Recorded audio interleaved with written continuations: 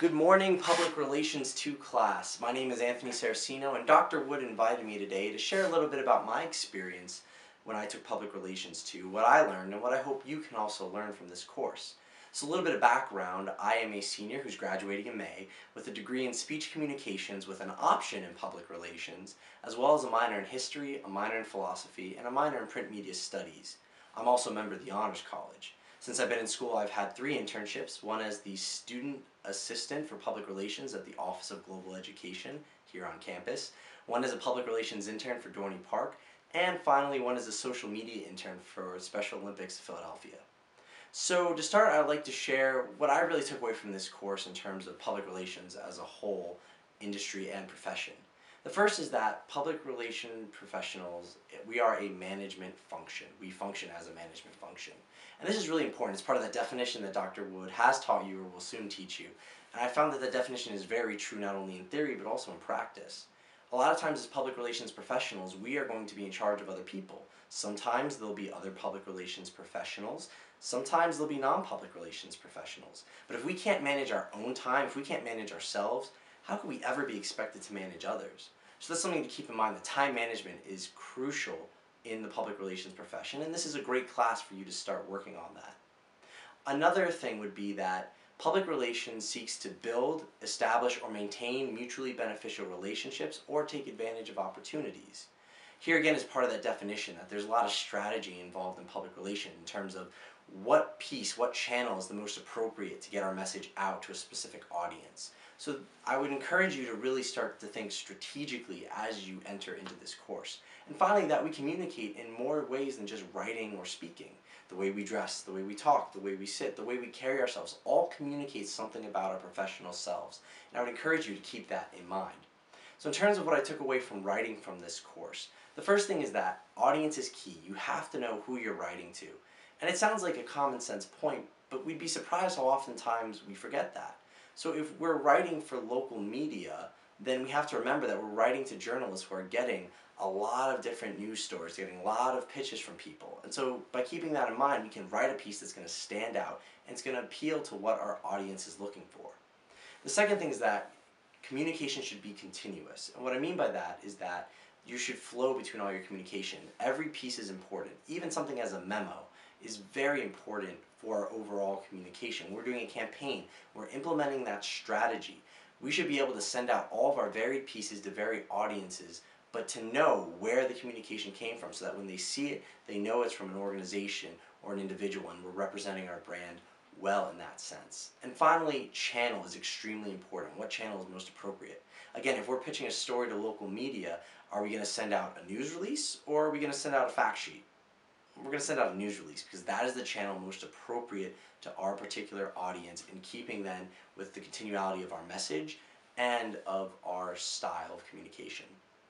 So before I go on, just a couple of words that I would like to share with you. And the first is that I would encourage you guys to not be afraid. I know this class can be intimidating. I know it has a reputation of being a very tough class, but what you will learn from this class will be invaluable, and it all starts with your attitude. And that attitude that changes is that we are no longer students, we're professionals. And that seems weird to think about because we always think of ourselves as students. We've been students since we've been in kindergarten. But you sitting right now, watching me talking to you, you are a professional. Your career has begun. And so when we say that, we finally give ourselves the credit that we're due. And the difference between ourselves and others in the field are that they've been practicing longer, but we can always still learn, we can always still grow, and if we have that mindset and we have that confidence, it's going to translate very well into our writing.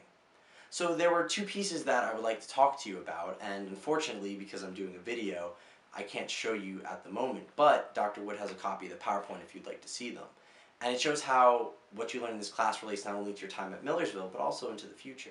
So the first piece was a letter of application for different positions in a public relations team. And it was my piece that I most improved on. I struggled with it a lot, but eventually after a lot of hard work, I did very well in the piece. Well, wouldn't you know, I went to PR3, and the first assignment Dr. Boyle had us do was to write a letter of application for position on a team. I got to PR4 with Dr. Russell Loretz, and the same thing. So doing pieces in this class are going to help you as you continue on your public relations journey in Millersville. Then once you get out of Millersville, it's also helped a lot. As I mentioned before, one of my favorite pieces is a piece that I did while I was an intern at Dorney Park.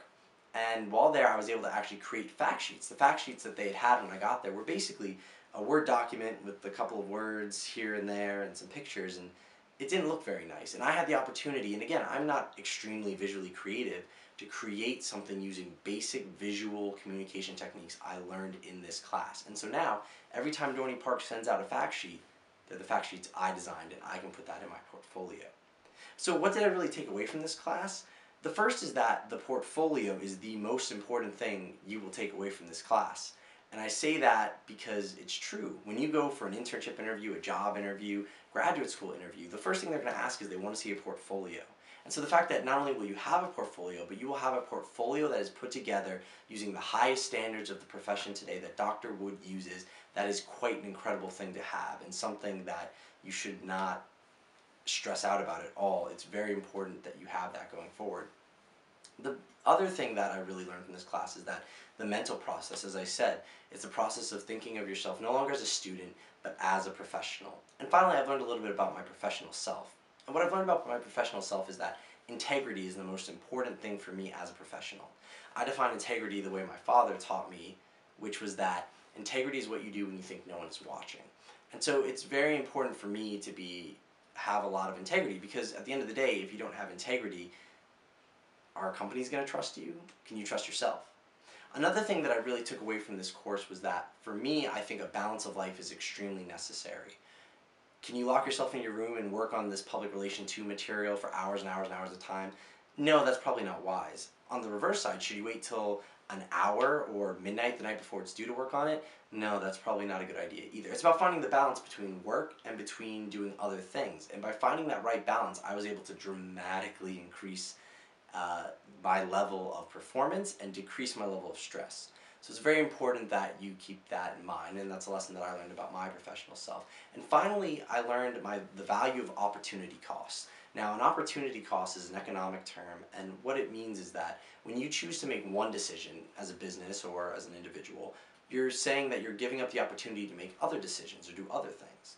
So what I found was that as I made the decision to take advantage of opportunities to work and improve my writing, I gave up other opportunities, but it opened new doors. And that's very important for your career going forward. Is you're going to have a lot of opportunity costs. You're going to have a lot of moments where you will have a decision to make. And by making one decision, sometimes you then lose out on making others. So I want you to keep that in mind, because there's a lot of strategy, as I mentioned earlier, that goes into this profession. So in terms of myself in the short run, I'm applying to various graduate and law schools. And I wanted to touch a little bit about that and share a story that even Dr. Wood hasn't heard yet. I'm applying to Syracuse, which, as Dr. Wood will tell you, the Newhouse School is one of the leading schools in communication in the country. The graduate program is excellent. And while I was up there, I managed strategically, and being a little sly, to get a one-on-one interview with the director there. And I approached him during an information session. We started talking, and I basically had an hour where I got to sit down with him. During that hour, I was able to show him my resume, talk about my experiences, and show him some of my portfolio. And he looked at me and he said, the kind of work I see in this portfolio and in this resume and the way it's all put together, that's the kind of work we teach on the graduate level. This is the kind of work I see in graduate level students. And that is an amazing testament to not only Dr. Wood, who was the instructor and clearly deserves a lot of credit, but to the department and to Millersville. So I want you to keep that in mind, that the best in the industry, the best in academia, are saying that doing something right, that's a testament to Dr. Wood. I would also say for myself going forward that for me, I have an idea now of where I want to go, I have a career, and ultimately I have a strategy plan. It's like a game of chess. And I now see the board in a different way than I did when I started. And because I see that, I can strategize, I can use opportunity costs to make the best move for me possible. And so I encourage you guys to take advantage of this course, to learn from Dr. Wood. You have such a great resource there. And if you guys have any questions or anything you'd like to ask me, Dr. Wood has my info, and she'll know how to contact me. So have a great day, and once again, guys, take advantage and good luck. Thanks.